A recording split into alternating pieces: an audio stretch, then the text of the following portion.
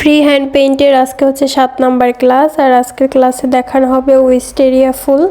এই ফুলটা আঁকার জন্য প্রথমে আমি আপনাদেরকে ফুলের কালারগুলো দেখিয়ে দিচ্ছিলাম। এখানে বেগুনি কালারটা নিয়েছি, সাদা কালারটা নিয়েছি, আর পাতা লতা দেওয়ার জন্য হচ্ছে সবুজ কালারটা নিয়েছি।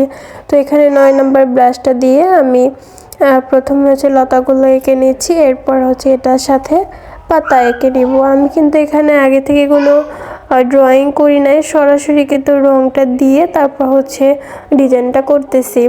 9 নাম্বার ব্রাশটা হচ্ছে মাথার দিকে সুচালো আর এমনিতে হচ্ছে মোটাই, মাথার দিকে সুচালো দেখে এই জন্য কিন্তু খুবই সুন্দরভাবে হচ্ছে চিকন লতাগুলো দেওয়া যাচ্ছে। আর এটা দিয়ে হচ্ছে পাতার কাজটাও অনায়াসেই করা যাবে, এই জন্য হচ্ছে 9 নম্বর ব্রাশটা দিয়ে কাজ করতেছি।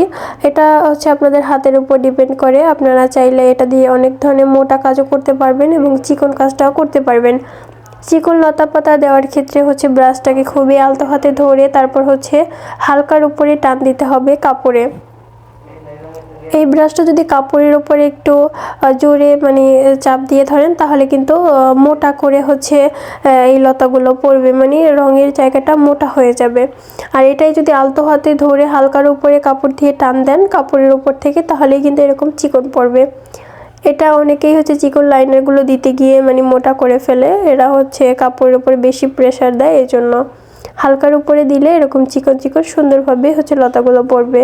তো আমি হচ্ছে এখানে পাতাগুলো যেহেতু একটু মোটা হবে এজন্য হচ্ছে কাপড়ের উপরে একটু জোরে প্রেসার দিয়ে তারপর হচ্ছে পাতাগুলো আর্ট করে নিচ্ছিলাম। এখানে কিন্তু 2টা তুলি ইউজ করার কোনো প্রয়োজন নাই, এরকম টেকনিক অবলম্বন করে কাজ করলে একটা তুলি দিয়ে অনেক ধরনের কাজ করতে পারবেন। আর আমি এখানে একটা একটা করে প্রত্যেকটা পাতাগুলো কমপ্লিট করে নিয়েছিলাম। আপনাদের বাকি পাতাগুলো দেখালাম না, কারণ হচ্ছে এই সেম প্রসেসেই হচ্ছে সবগুলো আর্ট করেছি। এবারে হচ্ছে ওয়েস্টেরিয়া ফুল আর্ট করার পালা। তো এখানে হচ্ছে প্রথমে বেগুনি কালারটা দিয়ে আমি এখানে ওয়েস্টেরিয়ার পাতাগুলো দিয়ে দিচ্ছিলাম। এখানে ওয়েস্টেরিয়া ফুলগুলো হবে 3টা কালার কম্বিনেশনে, যেটা আপনারা দেখেই হয়তো বা বুঝতে পারবেন। এই ফুলগুলো কিন্তু আসলে সহজ, দেখে কঠিন মনে হয়, কিন্তু আশা করি আপনারা আমার এই ক্লাসের ভিডিওটা দেখার পরে সবাই উইস্টেরিয়া ফুলগুলো আর্ট করতে পারবেন। এর আগে আমি যতগুলো ক্লাসের ভিডিও দিয়েছিলাম তার মধ্যে বেশিরভাগ ফুলেই হচ্ছে ডিটেলসে কাজ ছিল এবং ওই ফুলগুলো আর্ট করা অনেকটা কঠিনও ছিল এবং ওইগুলো আর্ট করতে অনেক বেশি সময়ও লেগে যায়। কিন্তু এই যে উইস্টেরিয়া ফুলটা আর্ট করতেছি, এটা দেখতে কঠিন মনে হলেও এই ফুলটা কিন্তু আর্ট করা অনেক অনেক সহজ এবং এটাতে কোনো ধরনের ডিটেলসে কাজ নেই।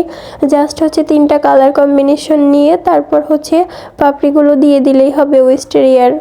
এখানে যে উইস্টেরিয়াগুলো আর্ট করতেছি এটাতে হচ্ছে 3টা কালার কম্বিনেশন, একটা হচ্ছে গাঢ় বেগুনি, আর একটা হচ্ছে গাঢ় বেগুনি থেকে একটু লাইট বেগুনি, আর একটা হচ্ছে সাদার সাথে হালকা একটা বেগুনি শেড। এভাবে করে হচ্ছে 3টা শেডে উইস্টেরিয়াগুলো আর্ট করে নিয়েছি। আর এখানে যে 3টা কম্বিনেশনে উইস্টেরিয়াগুলো আর্ট করতেছি, এখানে কিন্তু আমি একটা কালার দেওয়ার পর আর একটা কালার দেওয়ার আগে কিন্তু ব্রাশটাকে পানি দিয়ে ওয়াশ করে নিইনি। এখানে পানি দিয়ে ওয়াশ করলে দেখা যায় যে এত সুন্দর একটা পাপড়ির শেড আসতো না, এই জন্য কিন্তু হচ্ছে একটা কালার দিয়ে তারপর হচ্ছে আর একটার সাথে সাদা কালারটা মিলিয়ে তারপর এভাবে করে হচ্ছে উইস্টেরিয়াগুলো আর্ট করতেছি। এভাবে করে করলে হচ্ছে ফুলগুলো দেখতে অনেক বেশি ন্যাচারাল লাগে আর একদম শেডগুলো অনেক বেশি সুন্দর হয়। তো আপনারা যদি ব্রাশগুলো বারবার ধুয়ে তারপর হচ্ছে আর একটা শেড দেন, এভাবে করলে কিন্তু ফুলগুলো দেখতে সুন্দর লাগবে না আর এরকম একটা শেড আসবে না।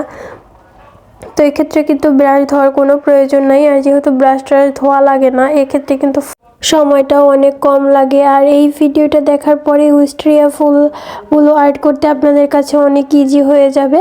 তো আমি সেমভাবে এখানে আরও একটা উইস্টেরিয়া আর্ট করে নিয়েছিলাম। আর এই ফুলগুলো কিন্তু হচ্ছে নিচের দিকে ঝুলন্ত থাকে, গাছ থেকে নিচের দিকে ঝুলে ঝুলে থাকে।